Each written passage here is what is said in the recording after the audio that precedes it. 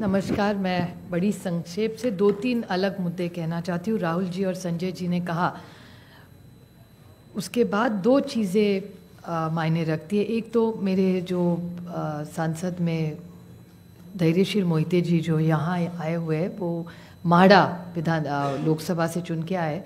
उनके ही सोलापुर ज़िले में उत्तम जानकर जी इस बार हमारे विधायक बन के आए।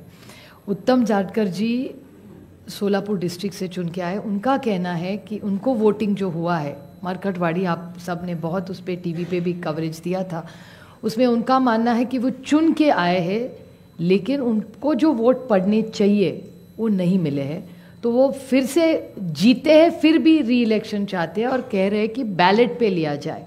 उन्होंने उनके गांव में, उन्हें पूरे निर्वाचन क्षेत्र में सब मान भी गए, लेकिन वहाँ पुलिस भेजी गई और पूरा प्रोसीजर रुकवाया गया।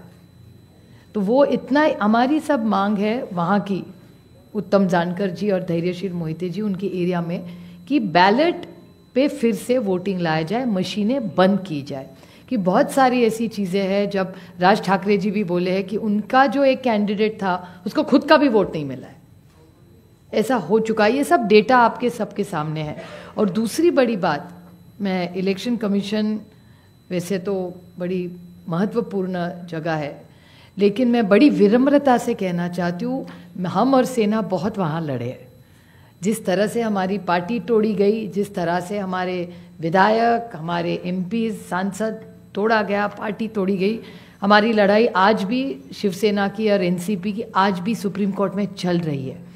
लेकिन और एक छोटी चीज़ उन्होंने की कि हमें जो सिंबल दिया गया और दूसरा सिंबल तुतारी वाजवणारा माणूस और तुतारी मराठी में, वो एक ही शब्द तुतारी तुतारी उन्होंने किया।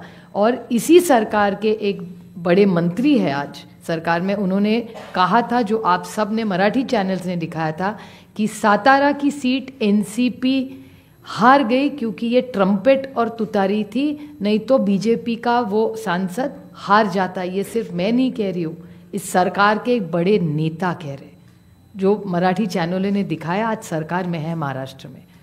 और हम सब ने जब विधानसभा में मांग की कि आप तुतारी हटा दीजिए, बड़ा कन्फ्यूजन हो रहा है, हमारी 11 सीटें ऐसी है, इस कन्फ्यूजन में हम हार गए।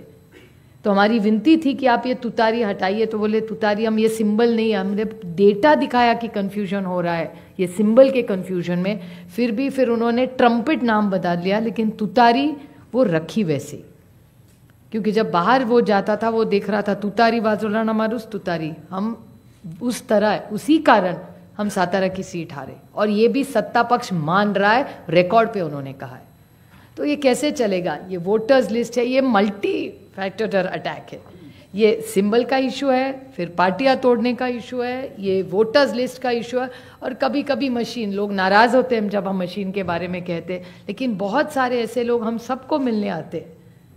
तो ये मल्टी प्रोंग अटैक हो रहा है। और अगर एक सशक्त लोकतंत्र रखना हो तो फेयर इलेक्शन तो होना ही है। हारने का कोई दुख नहीं है, जीते हारे जनता तय करती है। हम तो जीत के आए दोनों, धैर्यशील जी आए, बट बड़ी विनम्रता से हम कहना चाहते हैं कि इलेक्शन कमीशन ये फेयर होना चाहिए, इतनी हमारी मांग है। और जो हमें जो लोटस लिस्ट, फोटो सब मांग रहे, बस हमें दे दे। बाकी हम लोग क्या मांग रहे हैं? एक सशक्त लोकतंत्र में इलेक्शन कमीशन का रोल बहुत जिम्मेदारी का होता है। जिस संविधान के बारे में हम लड़ रहे हैं, राहुल जी बड़ी ताकत से उसके लिए लड़ रहे हैं। आप देख रहे हैं पार्लियामेंट में क्या हो रहा है।